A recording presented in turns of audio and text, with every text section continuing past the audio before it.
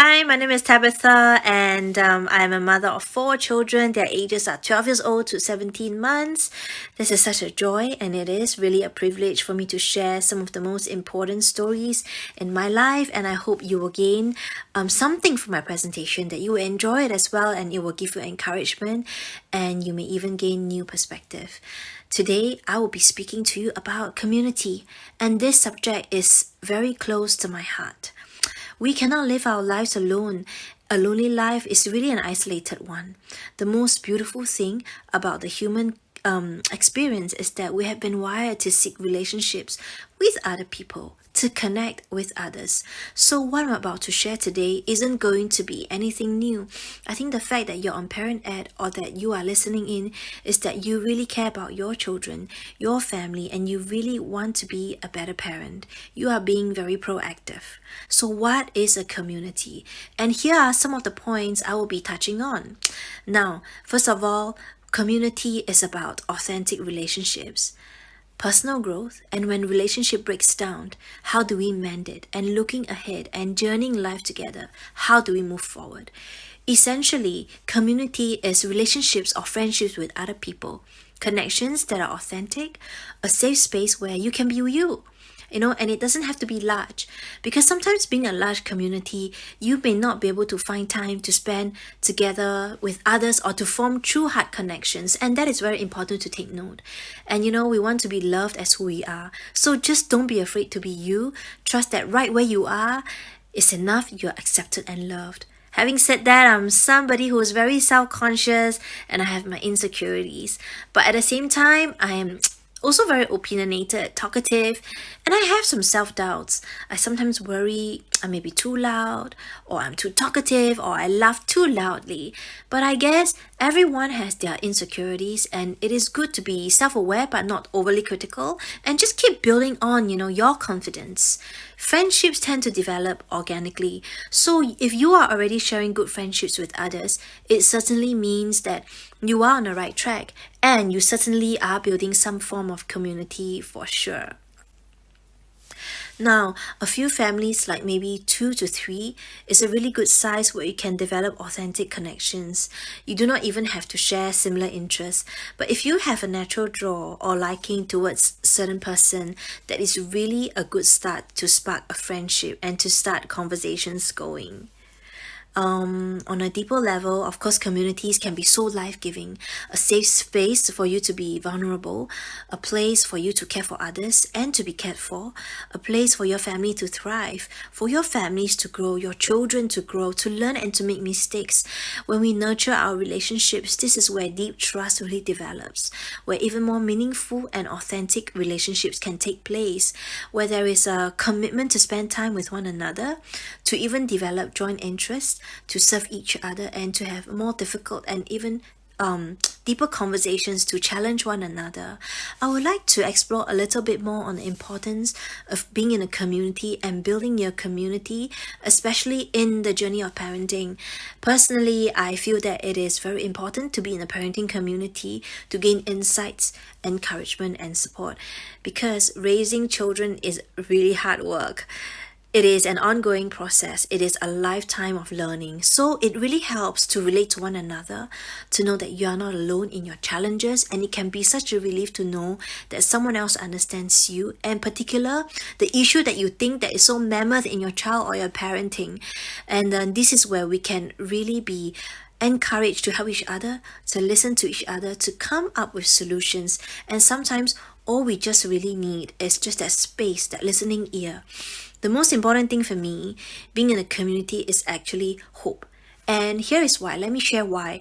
When we have hope, we really are able to gain strength and courage to walk a mile longer when we face hardships. It encourages us to have brighter outlooks and perspectives to face our challenges, and to know that we are not alone in this difficult journey. And I really draw strength from my community, who are in similar or even harder situations to myself.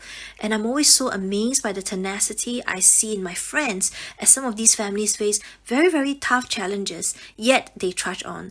They still find the time to listen to me whenever I need a listening ear, whenever I need a friend. And I know how hard it is to see my friends going through these challenges, but as I see their life unfolds and the kind of attitudes they have in navigating these challenges, for me, this really translates into hope, because it says to me that if they can do it, then maybe I can too. And it means that I'm learning from their everyday lives, and they're modeling good character for the community to witness. And this is really encouraging. It gives me strength and it gives me hope. To be honest, this is a really hard subject right now for me to share. I recently lost a friendship that's very close to me, and she had been in my life for the past 15 years, and our friendship unfortunately suffered a setback. And I don't think there's a way for us to move forward and resolve our differences for now. And I'm still grieving and hurting, and I guess maybe she must be as well. She had been a huge part of my life for the past 15 years, and she mattered to me. She was with me, even as I birthed my 4 kids. So when relationships breaks down, both parties really hurt. The kids are also affected. And I guess they will never interact or have the same interactions like they used to with this person. They may be hurt to the family when close relationships in a community fracture. My eldest daughter told me that she is keeping her distance from this friend, but this is where I need to tread really carefully, because I really want my child to have her own mind without my influence. And we may try our best not to involve kids in community fractures, but it is really hard even as we try to buffer them from these types of pain and maybe even separation from the other parties. The reality is it is really not entirely possible, and nobody walks away unscathed. So some of you may have experienced past relationships that didn't work out, and there could be a lot of hurt involved. The question is, can our issues be resolved, and can a community be healed? How do we learn from our experiences and move on ahead? The answer is yes, and sometimes it is a no. And maybe not immediately, but with time, I believe hearts can be healed and some issues can be resolved. But it is up to you, up to us to give it closure, and we always have the choice to hold on to our hurts or to choose to forgive and release the hurt and the pain. Now, forgiveness doesn't always necessarily mean that your hurts are invalid or that we condone bad behavior or offenses, especially when we are at the receiving end of it. I understand. Forgiveness simply just means you choose not to hold on to the grudge, not allowing this hurt to have power over you and steal your joy. But also do take the time to step back and just grieve, or to talk about it with someone else you trust.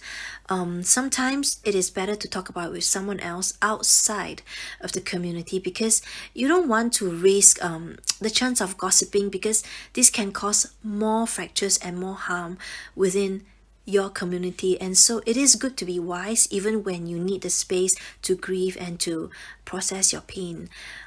This is important. When relationships break down within a community, it could be due to so many reasons.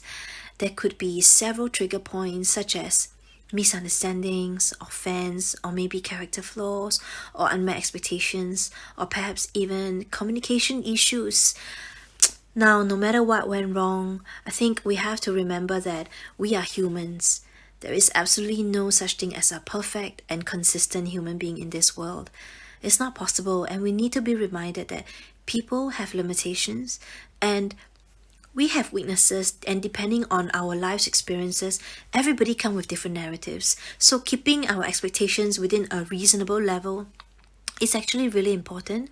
I feel like I've only learned to just let go of expectations.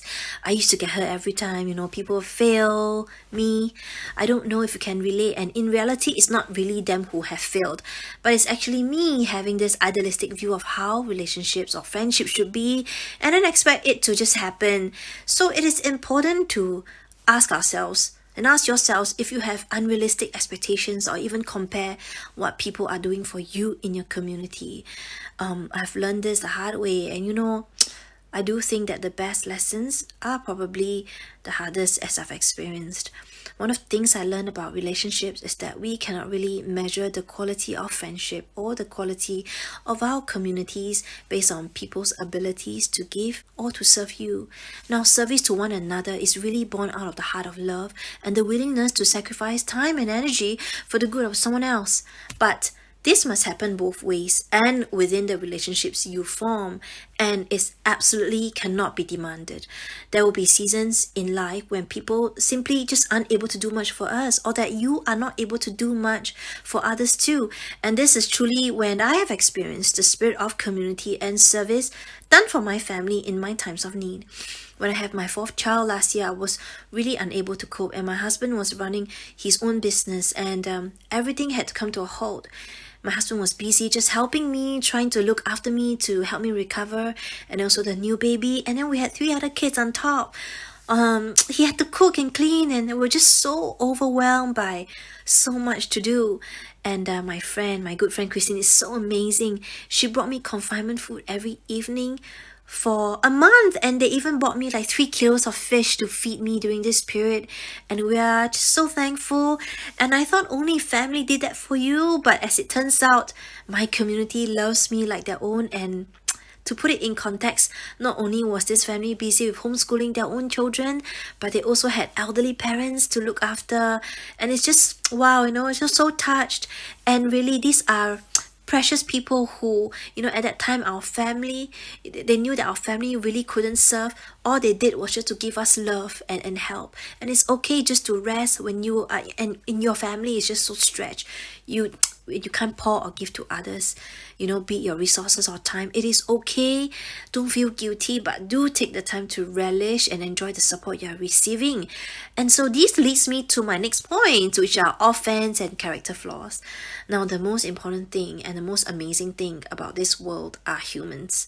Unfortunately, humans are also our worst problems, including myself. Offense, hurt, and suffering is not avoidable. In a tighter-knit friendships, offense comes really unintentionally, and we must really find a way to deal with offense with friendships intact and to move on. And that would be the best case scenario. With the loss of my friendship of 15 years, I'm going to be honest, and I'm pretty sure at some point I was offended and hurt by some of the things the person has done. Layers of hurt were building, and the distance was just becoming too wide to bridge the gap. Yes, I'm actually going through the process of reflecting this loss. It is ironic, as I'm working on this topic, it's really helping me to grow as I'm facing these challenges. I'm really just sharing some of my personal reflections. I do want to recover. I do want to heal from this experience to emerge a better friend, maybe to someone else. My take is that offense is a way of helping us grow. And sure, it really hurts our pride. But just how much am I going to let it affect me, to affect us? At some points in our past lives, we have offended others. And to be truthful, we will be offending in future. Although not intentionally, but it is just how humans are wired. As we get more involved in each other's lives, the more vulnerable we are, our character's flaws will present themselves. And we all have it, and that's just the truth. We're a bunch of selfish humans trying to work our lives out. And I think it is a pretty daft gig, man. The truth is this, that a community that is true to one another, people who are able to go through life challenges with you, to hold, to love, to walk with you through tough times, really, the authentic relationship is really the one that has been tried and tested, by the means of hurt and offense. And that is the litmus test we have to heal and put ourselves back together. So do we grow closer as we navigate offense and hurt, or do we grow apart? We need to channel, the inner zen that gives your community the longevity. On a personal front, I'm also still learning how to be less offended. It's not easy. Our children observe and learn from us. Our interaction with other adults, with each other's families, our attitudes, our heart postures towards our friends, cannot be hidden from our children. The way you treat others, the way that you serve others, will be lessons that our children will watch and model after. So let us touch on communication a little bit. From my experience, one of the reasons why relationships break down is because we fail to communicate properly. We have to be sure to let people know when we are in need, or maybe a phone call or help with certain issue. Keeping quiet and then expecting people to know what we need is just a way of setting up for relationships to fail. So proper communication is key. In the age of smartphones and WhatsApp, text messages can be very confusing because we do not actually pick up on the tones of the voices of someone else. So a phone call is always so much better than texts. So don't send angry text. it is always a bad idea to send text when you're angry. So take a chill pill, then take the time out to think rationally, and don't say something you'll regret later on. And when you're upset, exercise that self-control. And this is something that I'm also learning. As much as this is a parenting community, the thing is, our world isn't just about the kids. No doubt they play a huge role in our lives and are obviously very, very important, and we love them to bits.